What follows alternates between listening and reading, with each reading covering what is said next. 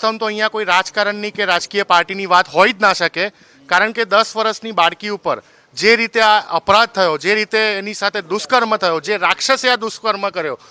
દરેક ગુજરાતીના આંખમાં આજે આંસુ છે. ખાસ કરીને જ્યારે બાળકીની સારવાર વડોદરામાં થતી હોય ત્યારે વડોદરાની 25 લાખની જનતામાં મીડિયાના માધ્યમ દ્વારા જેવા ન્યૂઝ ગયા તમામની આંખમાં આંસુ છે. આ 10 વર્ષની બાળકી જેને હજી તો શ્વાસ લેવાની શરૂઆત કરી હોય, ગુજરાતની પાવન ધરતી ઉપર એનો રેપ થાય અને પછી એનું મર્ડર થઈ જતું હોય, ખૂબ જ દુઃખની ઘટના કહેવાય. તમે જો કે આજે ગુજરાત પોલીસના શાસનમાં વડોદરામાં પણ ચાલુ નવરાત્રિએ બાળકી પર રેપ થતો હોય, સુરતમાં ચાલુ નવરાત્રિએ બાળકી પર રેપ થતો હોય, છેલ્લા 3 વર્ષમાં 6500થી વધારે રેપની ઘટના બનતી હોય ગુજરાતમાં, 95થી વધારે ગેંગ રેપની ઘટના બનતી હોય, તેમ છતાં પણ સરકાર અને ગુજરાત પોલીસની જ્યારે બીક ના રહી હોય આવા આરોપીઓ ઉપર, ત્યારે ક્વેશ્ચન માર્ક થાય છે કે ગુજરાત પોલીસ કેમ અહીંયા હૈદરાબાદ વાળી નથી કરતી.